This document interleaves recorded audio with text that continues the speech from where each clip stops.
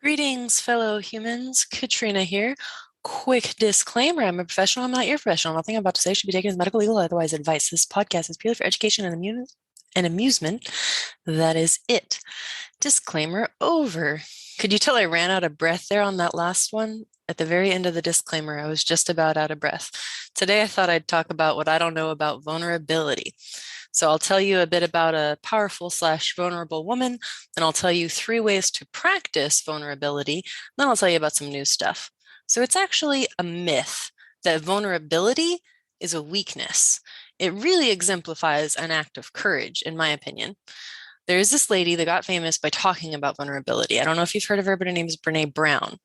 Her TED talk was The Power of Vulnerability, and that just made her go viral. Then she went on to create a Netflix special called Call to Courage. She also has a bunch of books about her research regarding shame and breaking out of the cycle. If memory serves, one of her books is I Thought It Was Just Me, but it isn't.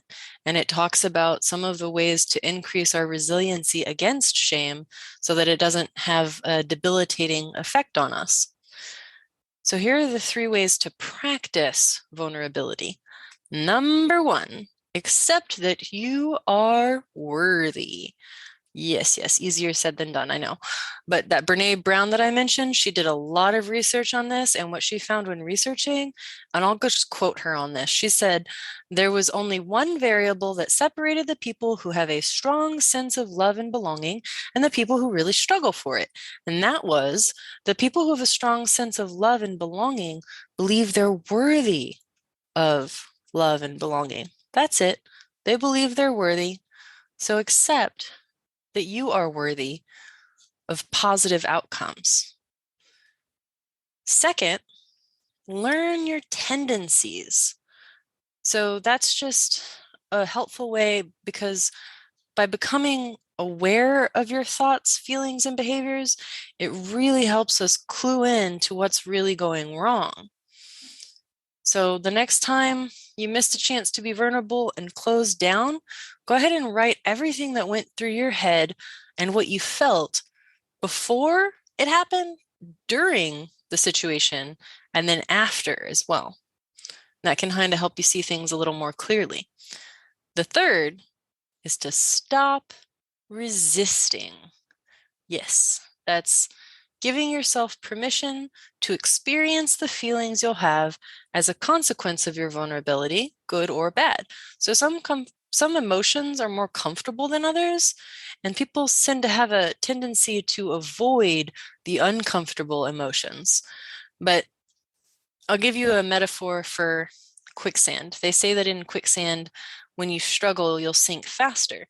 And I hear that the way out of quicksand is actually to lay back, distributing your weight so that you can safely roll out.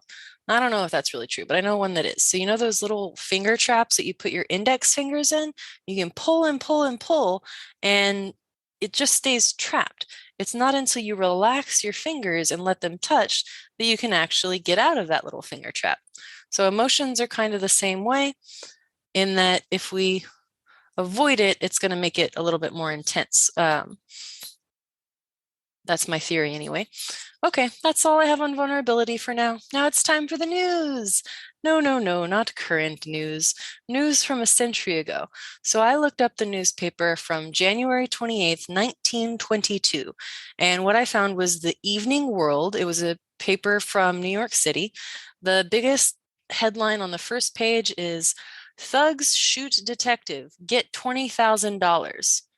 I don't really know if they're meaning that the reward was $20,000. I'm assuming the thugs did not get $20,000, but think about how much money that was back then. How much money that is now is a fraction of what it was back then.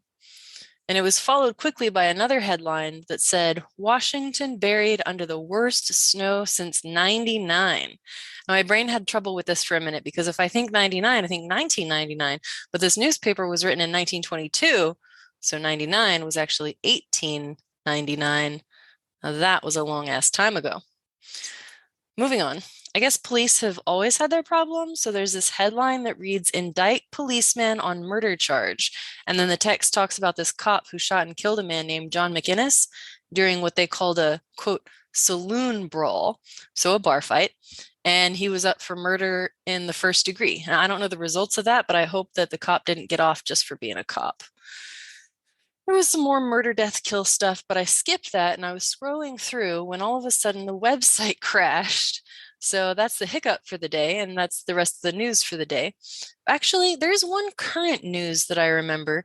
There were there was this truck in Pennsylvania that was transporting monkeys. It was like 100 monkeys, and the truck got hit by another vehicle. Now that part's sad, and some monkeys escaped. But the good news is all 100 monkeys were recovered and accounted for, and they're alive. So that was pretty cool. I do hope you enjoyed our time today together, however brief it may have been. If you want to support the show, you can click the button on the website. And I really do appreciate each and every one of you simply for existing.